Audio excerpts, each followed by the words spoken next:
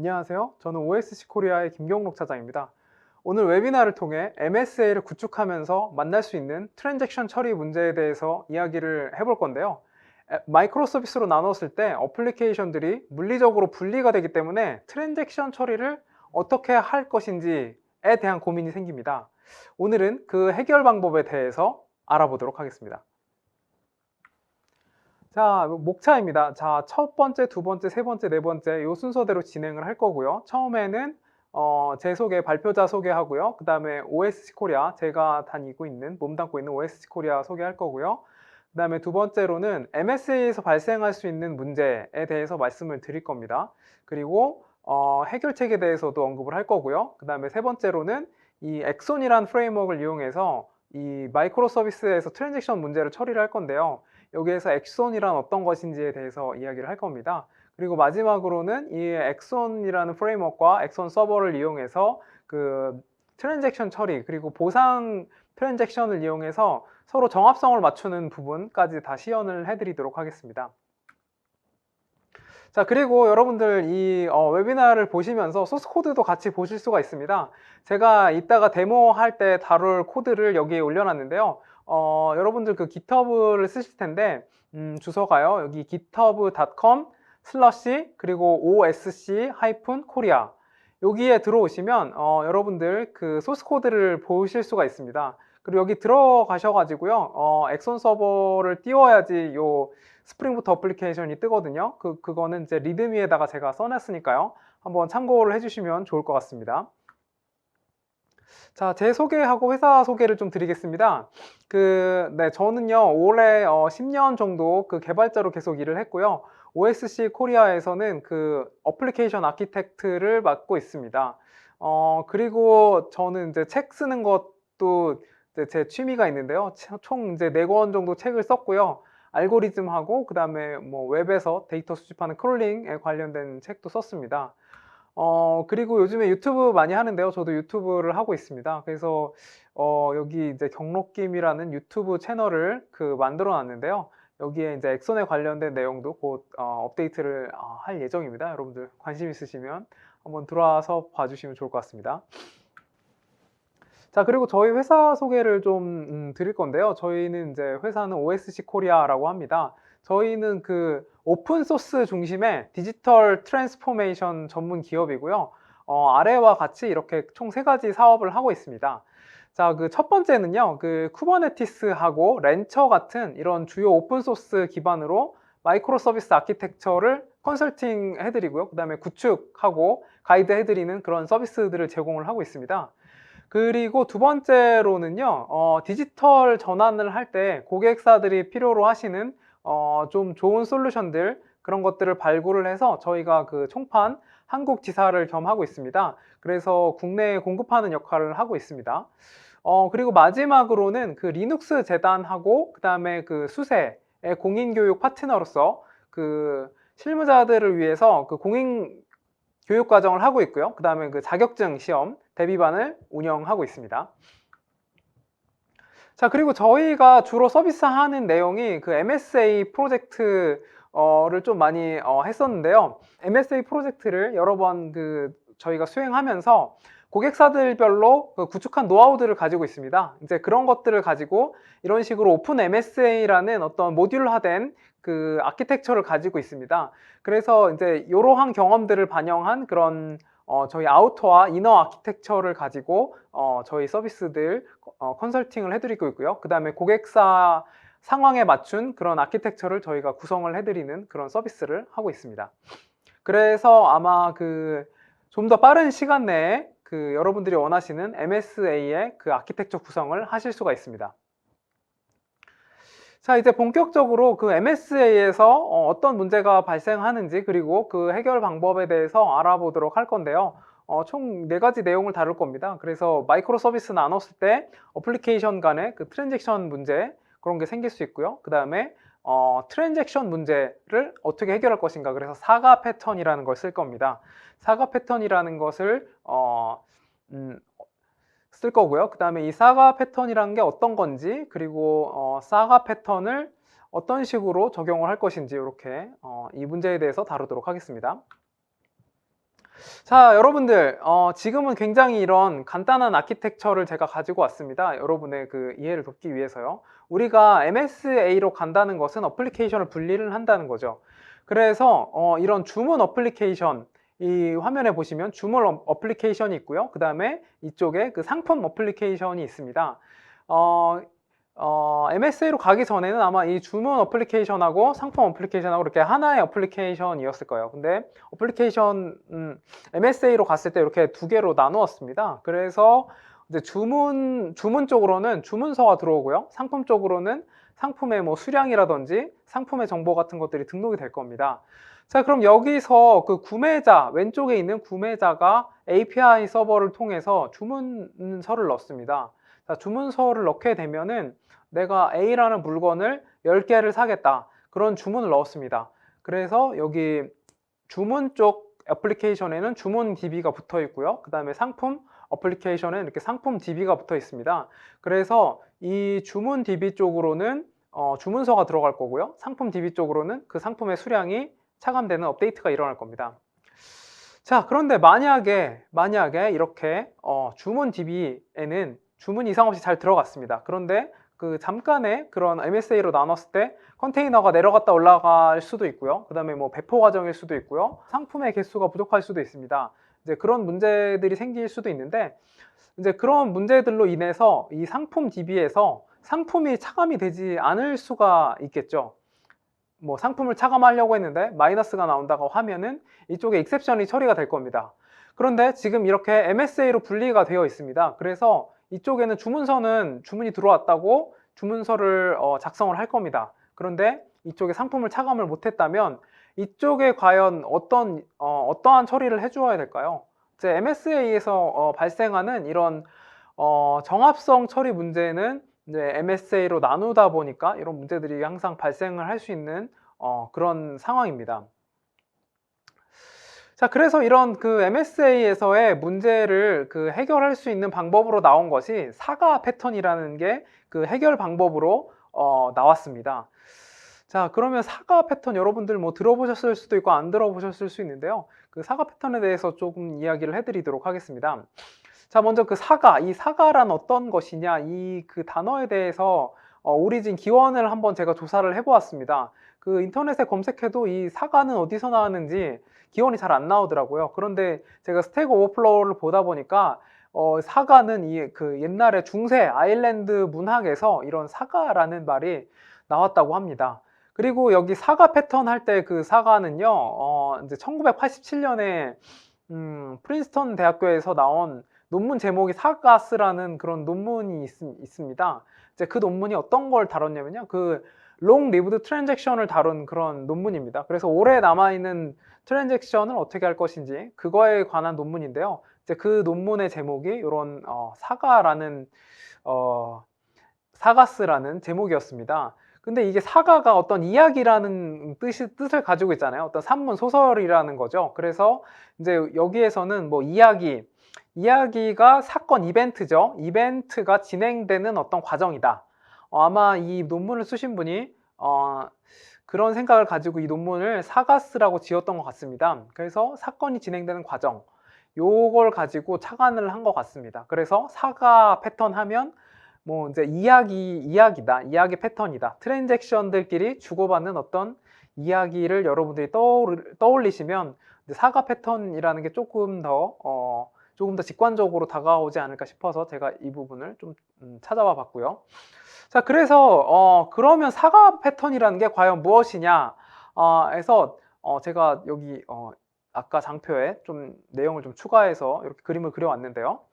이 사과란 마이크로 서비스 간의 이벤트를 주고받아 가지고 특정 마이크로 서비스에서 작업이 실패하면, 예를 들어서 주문은 성공했는데 상품 서버는 실패를 했죠. 여기서 실패를 하면 이전까지의 작업, 그러니까 주문서죠. 이전까지 주문서가 이제 완료된 이런 마이크로 서비스의 주문 어플리케이션에 보상 이벤트를 발생시킴으로써 원자성을 보상하는 패턴이라고 합니다. 그래서 상품이 차감했을 때 주문서 상태에다가 이 주문이 캔슬이다, 취소시키면 된다, 아니면 뭐 이 주문에 뭐 문제가 생겼다, 뭐 리트라이, 에러 이런 식으로 요 주문서를 다른 상태로 업데이트를 해주는 겁니다. 그래서 이렇게 해서 원자성, 그러니까 어플리케이션들 간의 정합성 같은 것들을 처리를 할 수가 있다는 겁니다. 자, 그런데 그 이제 사과 패턴, 그러니까 요 처리를 하기 위해서는 조금 어려운 점들이 있습니다. 이제 사과 패턴이 종류가 크게 보면 두 가지가 있는데요. 하나가 코레오그래피 사과 패턴이라는 게 있고, 뒤에 나올 오케스트레이션 사과 패턴이 있습니다. 근데 이 코레오그래피 패턴이라는 게 처음에는 조금 더 직관적일 수가 있어요. 이제 여기 뭐 주문 어플리케이션에서 상품 어플리케이션으로 이벤트를 보내면 그 이벤트가 잘 처리가 됐는지에 대해서 주문 어플리케이션에다가 알려주는 건데, 근데 이 구조는 조금 복잡도가 많이 올라갈 수가 있습니다. 어떨 때냐면 이런 식으로 다른 결제, 뭐 배송, 그 다음에 뭐 또 다른 어떤 뭐 서비스 같은 것들이 계속 추가가 될 건데요. 이제 이런 것들이 추가될 때마다 이런 디펜던시 처리를 각각의 서버별로 다 해줘야 됩니다. 그래서 이게 개수가 늘어나면 늘어날수록 관리해야 되는 서버 같은 것들이 많고요. 그 다음에 뭐 업데이트나 이런 거 진행을 할 때도 신경 써야 되는 부분이 훨씬 많아지게 됩니다. 그래서 이 코레오그래피 사과 패턴은 규모가 조금 커지면 쓰기가 힘든 패턴이 되겠습니다. 자, 그래서 나온 것이 이 오케스트레이션 사과 패턴이라는 것도 나왔습니다. 자, 이 오케스트레이션 사과 패턴을 보시면 여기 중앙에 오케스트레이션 서버가 있습니다. 자, 이 오케스트레이션 서버가 있는데요. 이 중간에 오케스트레이션 서버라는 걸 둠으로써 이 주문도 오케스트레이션 서버하고만 관계를 맺으면 되고요. 그 다음에 상품 어플리케이션도 이 오케스트레이션 서버하고만 관계를 맺으면 이 오케스트레이션 서버가 어떤 그 메시지 같은 것들, 그리고 이벤트 같은 것들이 발생을 했을 때 적절한 어플리케이션으로 라우팅을 해줍니다. 그래서 이 라우팅을 해주는 기능의 오케스트레이션 서버를 중간에 놓는 이런 오케스트레이션 사과 패턴을 사용하면 그 복잡도를 조금 해결을 할 수가 있습니다. 자, 그런데 문제가 있습니다. 문제가 뭐냐면 이 오케스트레이션 서버를 개발을 해야 된다는 거예요. 근데 이 오케스트레이션 서버가 뭐 단순히 메시지 큐, 카프카나 아니면 뭐 RabbitMQ 같은 메시지만 전달해주는 그런 기능만 필요한 것이 아니고, 내가 전달한 메시지들이 잘 넘어갔는지, 그리고 넘어갔을 때 이게 잘 처리가 됐는지, 처리된 결과가 잘 왔는지, 그리고 잘 온 결과가 주문 서버로 잘 가는지, 이런 것들, 이런 기능들을 중간중간 검증하는 기능 같은 것들이 다 필요합니다. 그런데 그런 기능들을 만들려고 하면은 개발을 해야 되는 그런 공수가 늘어나겠죠. 그러면 프로젝트 기간이 만약에 뭐 6개월이다, 3개월이다 했을 때 이 오케스트레이션 서버를 개발하는 시간 같은 것들이 많이 추가가 될 수가 있습니다. 자, 그래서 나온 것이 이 엑손이라는 건데요. 이제 엑손은 뒤에 말씀드리겠지만 이 엑손 서버라는 오케스트레이션 서버가 있습니다. 그래서 이제 이 오케스트레이션 엑손 서버가 앞에서 그 제가 말씀드린 그 발생한 이벤트가 잘 전달됐는지, 그리고 얘가 잘 처리됐는지, 처리된 결과가 잘 엑손 서버로 넘어와서 주문 서버로 잘 전달이 되는지, 이제 이런 것들을 이 엑손 서버라는 게 다 잘 처리를 해줍니다. 그래서 이 엑손 서버를 오케스트레이션 서버로 이용을 하시면 이 MSA에서 그 정합성 처리를 위한 그런 사과 패턴을 구성을 하실 때 조금 더 비교적 효율적으로 구성을 하실 수가 있습니다. 자, 세 번째로 그 엑손이란 어떤 것인지에 대해서 설명을 드리도록 하겠습니다. 앞에서 그 오케스트레이션 사과 패턴을 구현할 때 엑손을 쓰면 좋다고 제가 말씀을 드렸는데요. 그 엑손입니다. 그래서 엑손 서버의 기능하고 그 다음에 설치하고 연동하는 거, 요것도 이따가 데모할 때 보여드릴 건데 슬라이드로도 좀 보여드리겠습니다. 그리고 이제 카프카하고 비교, 요거까지도 제가 말씀드리도록 하겠습니다. 자, 그래서 엑손이란 뭐냐면 이제 이 DDD하고 CQRS하고 이벤트 소싱을 지원하는 프레임워크와 오케스트레이션 서버라고 할 수가 있습니다. 그래서 DDD는 그 도메인 드리븐이죠. 도메인 드리븐. 그리고 그다음에 CQRS는 커맨드하고 쿼리하고 책임을 분리하는 거 요거고요. 그다음에 이벤트 소싱은 DB에 이제 최종 시점만 저장하는 것이 아니고 각각의 이벤트들을 쭉 저장했다가 나중에 트랜잭션을 처리한다든지 아니면 이걸 이제 재생을 해가지고 특정 시점까지 이렇게 롤백을 한다든지 그런 것들을 할 때 쓰이는 게 요 이벤트 소싱이라고 할 수 있습니다.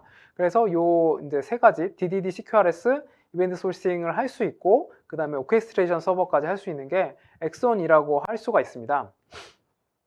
자, 그래서 그 이제 엑손의 구성은 이런 앞에 DDD와 CQRS, 이벤트 소싱을 지원하는 엑손 프레임워크이라는 요게 있고요. 그 다음에 오케스트레이션 기능, 그러니까 메시지 라우팅하고 이벤트 소싱, 그 다음에 뭐 모니터링, 옵저버빌리티, 그 다음에 HA 구성, 요거까지 지원을 해주는 요 엑손 서버가 있습니다.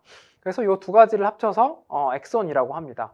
그리고 엑손 프레임워크는 스프링 부트 기반으로 돼 있어가지고 어노테이션을 붙여서 개발을 할 수가 있습니다.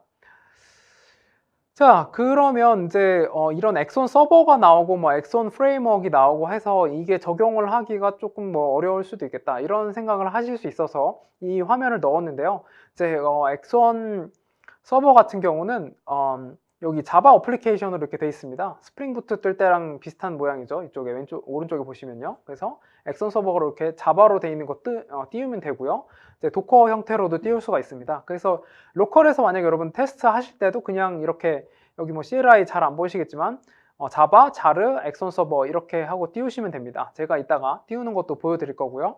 그 다음에 여기 이제 스프링 부트 스타터 모듈이 있습니다. 그래서 메이븐 리포지토리에서 그 스프링 부트 스타터 엑손이라고 검색하시면 여기 디펜던시를 추가하실 수 있게 바로 이쪽으로 가실 수가 있고 이 페이지로 가서 그 디펜던시 추가하실 수가 있습니다. 자, 그러면 이제 엑손 서버 실행 됐을 때 어떻게 되어 있는지 그리고 이제 기능 같은 거 설명을 좀 드리도록 하겠습니다. 자, 이게 엑손 서버를 로컬에서 이렇게 실행하면요, 이런 대시보드 같은 게 나옵니다. 그래서 여기 같은 경우는 지금 뭐 커맨드를 이렇게 몇 개가 발행되는지 그런 거 보여주는 화면이고요. 그다음에 여기 왼쪽에 뭐 메뉴바에 뭐 오버뷰하고 뭐 서치 기능이 있어가지고 어떤 이벤트가 발생했는지 뭐 그리고 서버는 어떻게 연결이 되어 있는지 이런 것들을 요 대시보드에서 모니터링을 할 수가 있습니다. 그리고 요 엑손 서버 같은 경우는 이제 아까도 말씀드렸지만 뭐 라우팅, 이벤트 스토어, 그다음에 옵저버빌리티 요거 대시보드, 그다음에 HA 구성. 만약에 이 엑손 가지고 MSA 구성했을 때 엑손 서버가 하나가 죽으면 어플리케이션이 멈출 수가 있잖아요. 그런데 이제 HA 구성을 함으로써 하나가 죽어도 얘가 멈추지 않고 계속 서비스 같은 것들 지속할 수 있습니다. 자, 이런 기능들이 있고요. 그 다음에 이제 엑손 해보려면 엑손 서버를 꼭 띄우고 해야 되는데요. 엑손 서버를 띄울 때 이 사이트에서 제공하는 이 라이브러리를 받아가지고 압축을 푸신 다음에 자바로 실행을 할 수가 있습니다.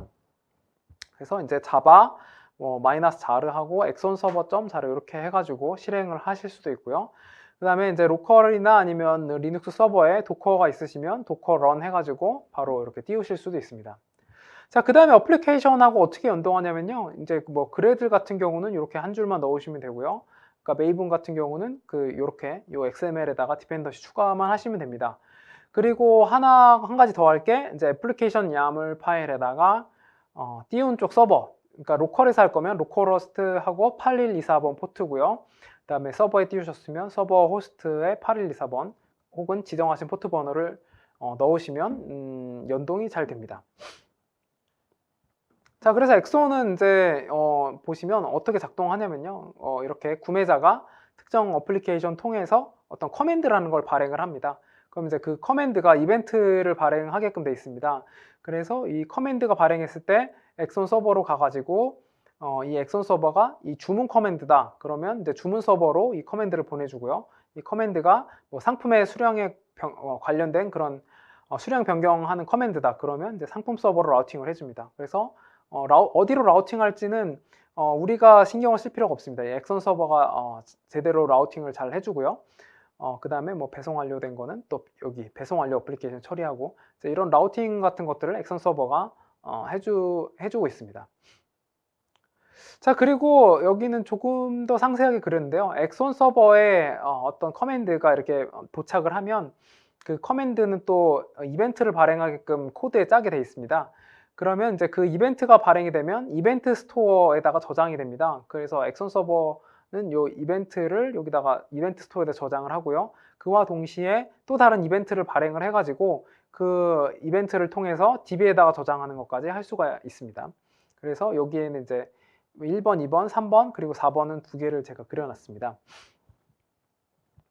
자, 카프카하고 비교입니다. 이 그 사과 패턴을 구성을 할 때, 그러면 이벤트 스토어 이벤트 저장하고 보내줄 때 카프카를 쓰면 되겠네 이런 생각을 하실 수가 있는데요.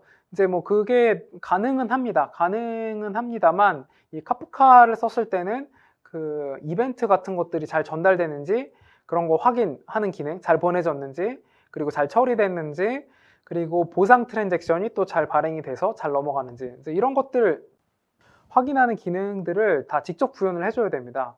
근데 카프카 이제 엑소원 서버를 쓰면은 그런 것들을 좀 엑소원 서버에 구현되어 있는 기능을 쓰면 되는데요.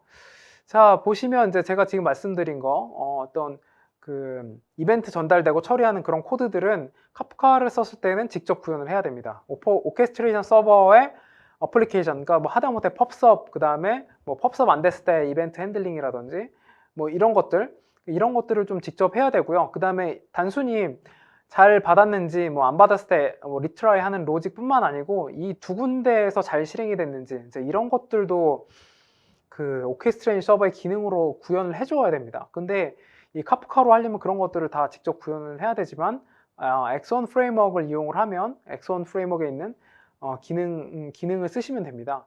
그 다음에 뭐 카프카 쓴다고 하면은 토픽 관리를 해야 되겠죠. 토픽을 뭐 프로덕트 토픽이 있고 뭐 오더 토픽이 있고 뭐 결제 같은 경우 페이먼트 토픽이 있고 이런 토픽 관리 같은 것들을 카프카는 직접 해줘야 됩니다. 하지만은 엑손을 쓴다면 이제 토픽에 대해서 전혀 신경을 쓰지 않아도 됩니다. 그 내부적으로 다 처리를 해주고요.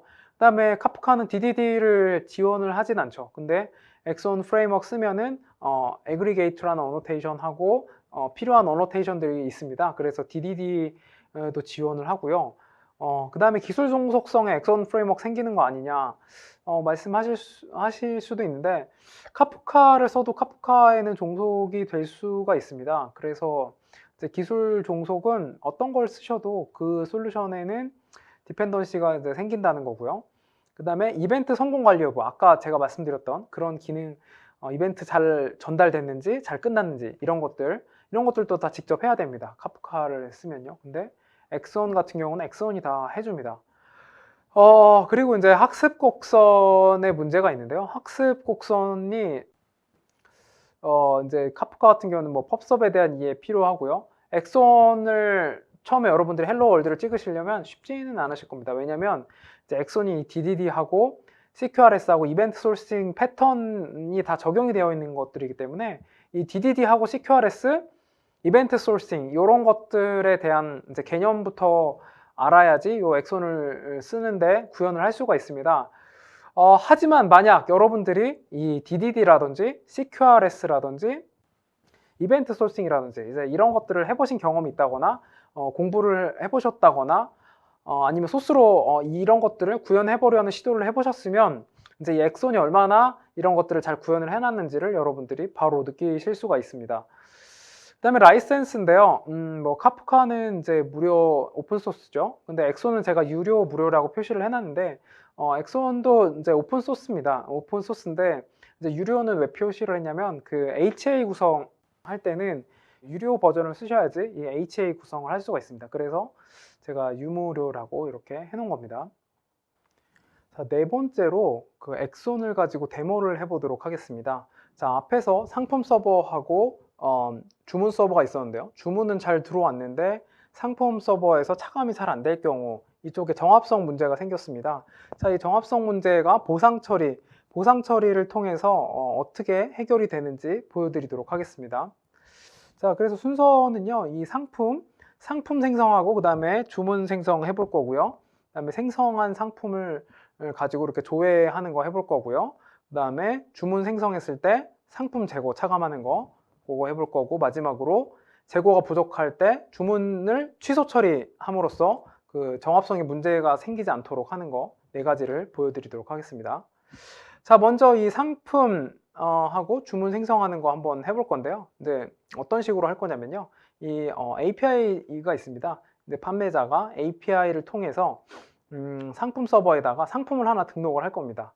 여기는 이제 나비넥타이를 등록을 했네요. 나비넥타이, 그 다음에 수량 2개, 뭐 가격은 3만 원 이렇게 해가지고 등록을 했는데요. 이 상품을 등록을 한번 해보도록 하겠습니다. 자, 그리고 여러분들 아까 엑손 서버 그 다운로드 받고 실행하는 거 이제 어떻게 하는지 보여드리기로 했는데요. 자, 아까 그 여러분들 그 장표에다가 올려놓았던 주소라든지 아니면 GitHub 들어가 보시면 주소가 있습니다. 그 주소에서 이 엑손 서버라는 거 요거를 이렇게 다운로드 받아가지고 압축을 풀면 이런 식으로 자바 파일이 하나 있습니다. 자르 파일. 이 자르 파일 가지고 바로 실행을 할 수가 있습니다. 자, 한번 실행을 해보도록 하겠습니다. 자바 -jar 띄고 엑손 서버.jar 이렇게 해가지고 엑손 서버를 실행을 할 수가 있습니다. 그러면 이렇게 엑손 서버가 뜨는 걸 볼 수가 있고요. 자, 그리고 이제 제가 처음에 말씀드렸듯이 저희 GitHub 있습니다. 자, 여기 저희 GitHub에 github.com 그다음에 orgs 요거 안 넣어도 됩니다. 자, 이렇게 OSC 코리아 자, 이렇게 들어오시면 자, 이렇게 OSC 코리아 페이지가 뜹니다. 자, 여기에서 이제 엑손 쇼핑몰 컴펜세이션 요 보상이란 뜻이죠. 요 컴펜세이션 들어가시면 요 소스 코드를 클론 해가지고 바로 실행을 하실 수가 있습니다. 실행하시기 전에 이제 아까 제가 했던 것처럼 자바 -jar 엑손 서버 요걸로 하시거나 아니면 도커로 이렇게 런을 하시면 됩니다. 자, 이렇게 그 엑손 서버 띄웠고요. 그 다음에 스프링부트 어플리케이션 보여드리겠습니다. 자, 이 스프링부트 어플리케이션이 그 프로덕트 생성하고요. 그 다음에 오더, 주문 생성하는 그런 어플리케이션 되겠습니다. 자, 그래서 이쪽에서 어플리케이션 야물 파일을 한번 볼 건데요. 이쪽에다가 여기 뭐 스프링 세팅하는 것은 이쪽에 있고요. 그다음에 엑손 세팅하는 거는 이쪽에 엑손하고 엑손 서버. 그래서 로컬호스트는 8124. 이제 로컬에다가 띄웠기 때문에 이렇게 넣어준 겁니다. 이렇게 하면은 이제 엑손 서버하고 요 세팅이 끝났다고 볼 수가 있습니다. 자, 그러면 한번 주문을 넣어 보도록 하겠습니다. 자, 지금 스프링부트 어플리케이션을 실행을 하도록 하겠습니다. 자, 스프링부트 실행 버튼 눌렀고요. 그 다음에 여기에다 API를 제가 만들어 놨습니다. 그래서 이쪽 컨트롤러 쪽에다가 그 프로덕트 컨트롤러 쪽에 들어와 가지고 여기다가 요 엔드포인트가 있는데요. 엔드포인트를 제가 총 프로덕트 쪽에 2개가 있습니다. 하나는 이제 get이 있고요. 하나는 post가 있습니다. 그래서 이 get은 조회하는 거고 post는 등록하는 겁니다. 자, 그래서 상품을 한번 등록을 해 보도록 하겠습니다. 자, 여기 포스트맨 쪽에다가 이렇게 등록을 할 건데요. 자, 여기 이제 스프링부트 띄웠고요. 로컬호스트의 프로덕이라는 엔드포인트입니다. 포스트로 호출할 거고 이쪽에 뭐 나비넥타이 할 건데요. 나비넥타이. 자, 이렇게 뭐 이런 제품을 하나 등록을 해보겠습니다. 그 다음에 수량은 지금 여기 보시면 뭐 30개로 등록을 했는데요. 20개만 해보겠습니다. 가격은 뭐 3만 원으로 할게요. 자, 이렇게 해가지고 이제 샌드를 날리겠습니다. 자, 샌드를 날리면 이제 그 프로덕트 아이디가 이렇게 나왔습니다. 이렇게 해서 이 상품이 등록이 되었고요. 그 다음에 나비넥타이라고 이렇게 상품 이름이 나오는 걸 볼 수가 있습니다. 자, 그러면 이제 프로덕트 등록됐는지 조회를 해보도록 하겠습니다. get으로 호출을 해볼게요. 프로덕트로. 자, 그래서 여기다가 샌드를 누르면 네, 방금 전에 등록한 478로 시작하는 아이디에 나비넥타이고 가격은 뭐 여기 3만 원, 네. 그 다음에 수량 20개가 잘 등록이 된 걸 볼 수가 있습니다. 자, 지금 이제 get을 가지고 호출했고요. 그 다음에 이 부분이 쿼리 모델이라는 걸 썼는데요. 그 부분을 잠깐 보여드리도록 하겠습니다. 자, 여기 소스 코드 상에 보시면 이 부분입니다. get product이라는 이 부분이고요. 여기서 get product라는 서비스를 호출을 합니다. 그러면 여기 이 서비스에 쿼리 게이트웨이가 있습니다. 쿼리 게이트웨이가 이제 엑손 서버로 엑손 서버에다가 메시지를 보내는 부분인데요. 여기에다가 이제 뭐 get product query라고 이런 개발자가 제가 만든 이 쿼리 메시지를 보내면 얘가 그 쿼리를 조회한 결과를 리턴을 해줍니다. 그래서 여기 프로덕트 엔티티가 리턴이 된 걸 볼 수가 있고요. 자, 요게 그 부분입니다. 그래서 지금은 상품, 자, 화면을, PPT를 좀 보겠습니다. 그래서 상품 등록했을 때 어떤 일이 일어나는지를 좀 보여드리도록 하겠습니다.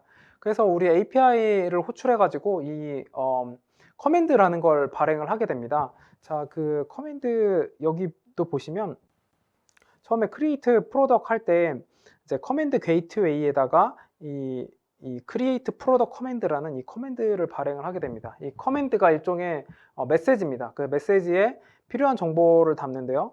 여기에다가는 뭐 이제 상품명, 그 다음에 이건 아이디는 여기서 생성을 했고요. 그 다음에 파라미터로 받은 프라이스, 가격, 그 다음에 퀀티티, 수량, 이거를 가지고 이 커맨드를 만들게 됩니다. 그래서 이 커맨드를 커맨드 게이트웨이에다가 전송을 합니다.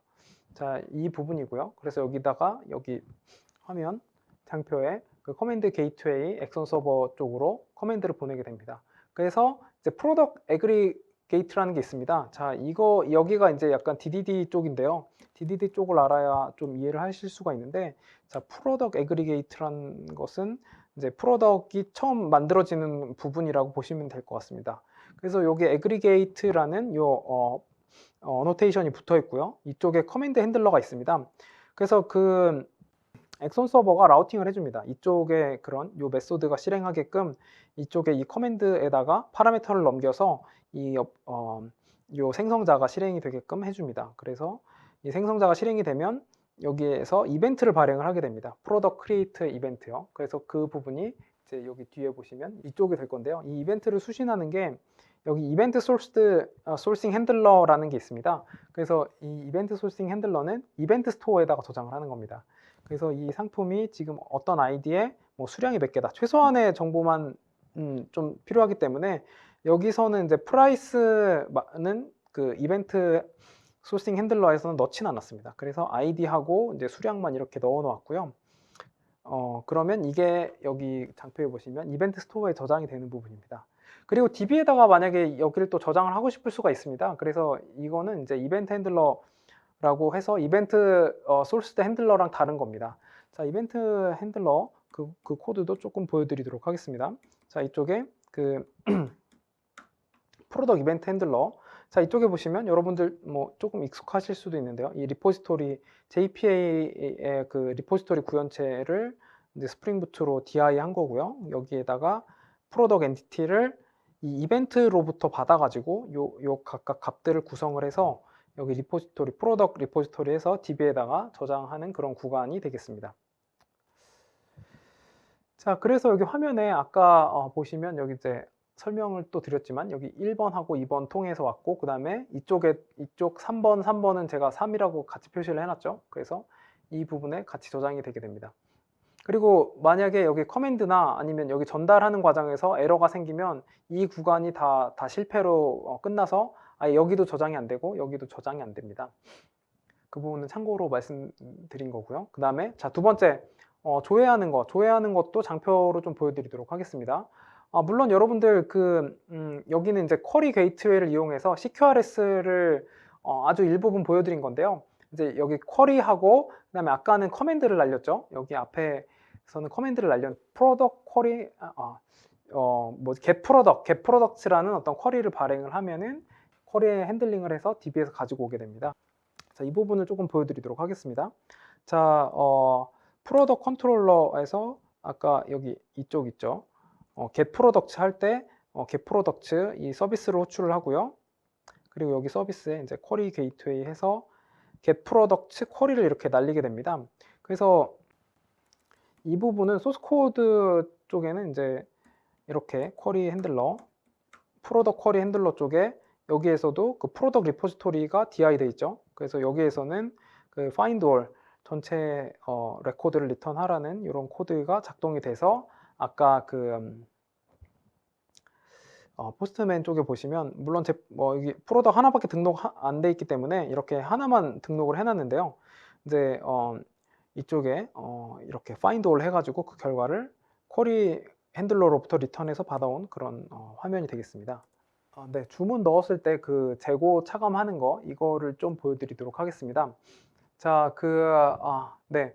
아까 앞에서 제가 뭐 설명드리긴 했지만요. 여기에 조금 자세하게 제가 그림을 그려놨습니다. 자, 여기 주문을 처음에 구매하는 분이 구매하는 고객이 주문 커맨드를 발행을 합니다. 그래서 API 아까 소스 코드 보셨죠? 소스 코드에 이제 커맨드 게이트웨이 쪽에다가 이 주문 커맨드를 발행을 하면 엑선 서버에 이 메시지가 왔다가 이 주문 커맨더는 주문 어플리케이션으로 갑니다.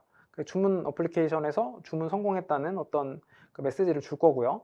그 다음에 이제 상품을 차감을 해야 되는데 상품 차감하는 부분, 자 여기 상품 차감하는 것도 이쪽에 엑선 서버 통해서 상품이 차감이 되게 됩니다. 자 그래서 요거를 한번 해보도록 하겠습니다. 자 다시 이쪽 화면으로 그 데모 화면으로 넘어와 가지고요. 자 우리 여기 포스트맨에서 아까 방금 전에 478로 시작하는 이 프로덕 아이디를 가지고 생성을 했습니다. 그래서 이 프로덕 아이디에는 수량이 지금 20개가 있는데요. 자 20개 중에서 그 주문을 넣어 보도록 하겠습니다. 자 이게 총 수량을 19개를 주문을 넣어 보도록 하겠습니다. 자 이렇게 주문 19개를 넣을 거고요. 그 다음에 여기서 샌드를 하면 이제 주문이 들어갔고요. 자 주문이 들어갔는지 한번 주문서가 생성되었는지 확인해 보겠습니다. 자 여기 오더 API 이쪽에 호출을 해 가지고 자 이렇게 보시면 주문이 지금 크리에이트 되어 있는 상태고요. 그다음에 프로덕 아이디는 478로 시작을 하는 이 프로덕 아이디 요걸 주문을 넣었다는 겁니다. 자 그래서 여기 지금 제가 주문 상태는 총 두 가지를 표시를 해놨습니다. 하나가 이렇게 크리에이티드고요. 그 다음에 하나가 캔슬드입니다. 근데 지금은 주문이 잘 들어왔기 때문에 20개 중에 19개 주문했기 때문에 개수가 모자라지가 않죠. 그래서 여기는 크리에이티드로 이렇게 생성이 되는 겁니다. 자 그러면 이제 얘는 조금 더 복잡하기 때문에 아까보다 좀 복잡하게 화면 여기 그림을 그렸는데요. 이 create command order라는 것이 발행이 된 겁니다. 여기 주문 커맨드가 발행할 때 주문을 생성해라. 그래서 여기 create order command가 발행이 되면 이제 이 총 세 가지가 실행이 되게 됩니다. 그래서 하나는 이제 order aggregate에서 커맨드를 받고 그 다음에 이벤트 소스 핸들러로 가는 이벤트 스토어에다 저장하는 부분 그쪽에 이벤트가 가고요. 그 다음에 이제 오더 이벤트 핸들러 쪽에 DB에 저장하는 그런 메소드가 실행이 되게 되고 그 다음에 마지막으로 그 여기 사과 패턴이 여기에서 나옵니다. 그래서 오더 사과라는 곳에서도 또 이벤트를 받아서 여기 change quantity command라는 커맨드를 발행하게 됩니다. 그래서 프로덕에서 수량을 변경하라는 그런 커맨드를 발행을 하게 됩니다. 그래서 이 커맨드는 이제 엑선 서버를 통해서 프로덕 서버로 전달이 되고요. 그 다음에 프로덕 서버에 있는 그런 메소드들 이제 차감하는 그런 이벤트 발행하는 이쪽 프로덕 에그리게이트 쪽에 그 메소드가 실행이 될 거고요. 그 다음에 DB에 저장하는 또 여기 이벤트 핸들러 쪽에 그 메소드가 실행이 될 겁니다. 자, 이거를 여러분들 소스 코드로 좀 보여드리도록 하겠습니다. 자, 여기 그 오더 컨트롤러 지금은 이렇게 제가 이해를 돕기 위해서 하나로 만들었는데요. 여러분들 이게 분리가 되어 있다고 생각을 하시면 됩니다. 자, 여기 오더 쪽에 가보시면 자, 여기 크리에이트 오더가 있습니다. 자, 그래서 여기 오더 서비스에 제가 크리에이트 오더 메소드 구현을 해놨고요. 그 다음에 이제 커맨드 게이트웨이 쪽에다가 그 크리에이트 오더 커맨드를 이렇게 전송을 하게 됩니다. 그래서 어떤 상품을 몇 개를 구매를 할지 이렇게 그 내용을 같이 포함시켜 가지고 크리에이트 오더 커맨드를 발행을 했습니다. 그러면 얘가 오더 서버를 거쳐서 그 프로덕 그 어플리케이션으로 가게 됩니다. 그럼 프로덕 어플리케이션에는 이런 코드가 있을 겁니다. 프로덕 에그리게이트라는 코드가 있을 것이고요. 여기 에그리게이트라고 어노테이션이 달려 있죠. 자, 그러면 여기서 그 create product 커맨드 얘가 실행이 되면서 product created event라는 게 발행이 됩니다. 그러면 이 이벤트를 받는 곳이 여기 create product이라고 이벤트 소싱 핸들러가 있습니다. 여기에서 product create event를 받을 거고요. 그래서 이제 이쪽에 보시면 여기는 이벤트 스토어에다 저장을 하는 부분입니다.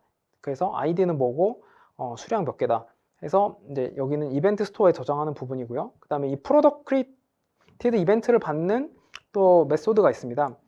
자, 이게 자, 오더 이벤트 핸들러 쪽에 보시면 여기 오더 크리에이트 이벤트를 받는 곳이 있습니다. 자, 여기는 이제 오더 엔티티를 만들어 가지고 그 JPA 리포지토리에다가 이렇게 세이브를 하는 그런 코드가 되겠습니다. 자, 그래서 여기 화면 장표 그 PPT 장표상으로는 그 이제 오더 쪽으로 커맨드가 발행이 되면 이제 여기 이벤트 소스 핸들러 이벤트 소싱 핸들러 쪽에 그 아까 설명드렸던 곳 그쪽으로 갔고요. 그 다음에 DB에 저장됐고 그다음에 이제 오더 사가 얘를 이제 설명을 할 차례입니다. 사가 패턴이 여기서 나오는데요. 자, 오더 사가라는 클래스로 가보도록 하겠습니다. 자, 자, 이런 오더 사가가 있습니다. 그래서 이제 여기는 어노테이션이 이렇게 사가라고 붙어 있고요. 그 다음에 이쪽에서도 오더 크리에이티드 이벤트를 받게 됩니다. 자, 그러면 여기에서 커맨드 게이트웨이에다가 커맨드 게이트웨이는 오케스트레이션 서버죠. 엑선 서버. 엑선 서버 쪽으로 change quantity command라는 커맨드를 전송을 하게 됩니다. 자, 그러면 이제 이 커맨드가 만약에 여기 실패를 하면 보상 트랜잭션이 이렇게 발동을 하게 해놨는데요. 요거는 뒤에 설명을 드릴 거고요. 자, 그 다음에 프로덕트 애그리게이트 쪽에 그 change quantity command를 받는 커맨드 핸들러가 있습니다. 자, 이 이벤트 핸들러에서 여기 이쪽에 보시면 수량이 작으면 뭐 에러가 지금 나게 되어 있는데요. 일단은 지금은 수량이 안 부족하니까 에러가 안 나고요. 자, 여기 product quantity changed event라는 걸 발행을 합니다. 자, 그러면 여기서 이제 이벤트 스토어에다가는 이제 여기 수량을 저장하는 그런 이벤트가 발행이 될 거고요. 그리고 자, 이벤트 핸들러 쪽에 DB에다가 저장하는 부분, 자, DB에 저장하는 부분이 또 여기 그냥 이벤트 핸들러입니다. 이벤트 소싱 핸들러가 아니고 그냥 이벤트 핸들러입니다. 그래서 여기에도 product quantity changed event가 이제 발행이 되었을 때는 이 메소드가 실행이 되고요. 그 다음에 이렇게 DB에 저장이 되게 되겠습니다. 그래서 여기 장표상으로는 이렇게 커맨드가 발행을 했을 때 이제 이 부분이고요. 그 다음에 자, 여기에서 그 지금은 주문이 생성된 것만 보여드렸는데, 자, 주문 말고 프로덕트 개수가 잘 차감됐는지를 한번 보겠습니다. 자, 기존에 이제 조회를 했을 때는 이렇게 20개라고 나오는데요.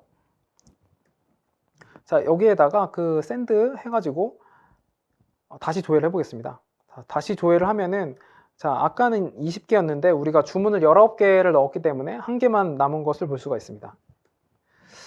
자, 이렇게 해가지고 아까 설명드렸던 이런 과정들, 장표에 설명드렸던 이런 과정들이 다 다 실행이 다 된 겁니다. 자, 그 다음에 이제 마지막입니다. 마지막으로 재고 부족할 때 주문 취소 처리, 요게 돼야 되겠죠. 익셉션이 아까 여러분들 코드상으로 익셉션이 찍혀 있는 부분 보셨을 겁니다. 그래서 그런 식으로 익셉션이 났을 때에 앞에 주문서의 스테이터스를 캔슬로 바꾸는 그 기능입니다. 자, 이 장표입니다. 여기에 있는 거 가지고 설명을 좀 드릴 건데요. 아까 하고는 좀 비슷합니다. 그런데 여기 이제 주문 어플리케이션 이쪽에 해서 주문이 좀 들어갔죠. 주문이 들어갔는데 어플리케이션에서 사과를 통해서 상품 어플리케이션에다가 수량 차감해 달라고 이제 이벤트를 보냈습니다. 근데 상품 어플리케이션에서 차감하려고 보니까 개수가 지금 하나밖에 안 남았는데 주문은 10개가 들어왔습니다. 혹은 뭐 2개가 들어왔다고 해도요. 어쨌든 지금 가지고 있는 것에 초과분으로 주문이 들어왔을 수가 있습니다. 그래서 상품 어플리케이션으로 주문이 들어왔는데 차감을 할 수가 없죠. 그러면 이제 익셉션을 내게 됩니다. 익셉션을 내게 되면 여기에서는 이 커맨드가 실패한 것을 이 엑선 서버로 알려줍니다. 그러면 엑선 서버가 이 실패했다는 이 알림 이벤트를 다시 주문 서버에다가 보내주게 되겠고요. 여기가 이제 보상 트랜잭션이 되겠습니다. 자, 그래서 요 알림이 오면 여기서 주문 취소 처리를 하면 됩니다. 그래서 이제 여기에는 이쪽에 정합성이 어느 정도 맞춰진다고 볼 수가 있는데요. 이거를 데모로 보여드리도록 하겠습니다. 자, 다시 데모 화면 와가지고요. 먼저 주문을 다시 또 넣어 보겠습니다. 자, create order. 자, 이쪽에다가 자, 방금 전에는 수량을 19개로 넣었습니다. 근데 19개 말고 뭐 2개로 넣어 보겠습니다. 이제 하나라도 부족하면은 이게 주문서가 생성이 되면 안 되죠. 자, 그래서 2개를 생성을 했고요. 그 다음에 주문서를 넣어 보겠습니다. 자, 어쨌든 주문이 넘어갔고요. 자, 주문이 이제 잘 넘어갔는지 보도록 하겠습니다. 자, 주문서 조회하는 화면이고요. 자, 여기서 주문 조회를 해보겠습니다. 자, 그럼 이제 주문서는 넘어갔지만 상태가 이렇게 캔슬드로 바뀐 걸 볼 수가 있고요. 자, 그리고 이제 프로덕에서 마이너스가 나오면 안 되잖아요. 프로덕에도 수량이 차감이 안 되고요.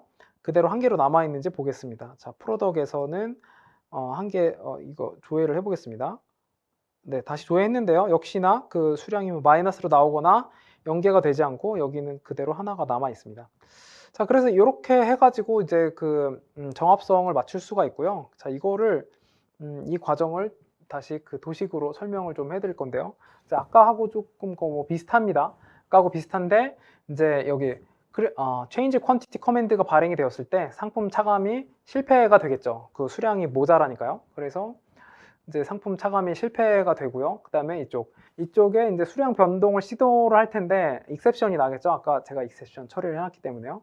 그래서 여기에도 기록이 안 될 거고요. 그 다음에 이쪽에도 DB에 저장이 안 될 겁니다. 그런데 이제 이쪽에 저장이 안 될 뿐만 아니고 이쪽 DB에 이미 저장한 주문서도 상태를 바꿔줘야 되겠죠. 그래서 얘를 캔슬드로 바꿔주기 위해서 캔슬 오더 커맨드라는 것을 이제 사가 그 클래스에서 처리를 하게 됩니다. 그래서 여기서는 이제 캔슬 오더 커맨드를 발행을 해서 이 DB에 주문 처리를 하는 겁니다.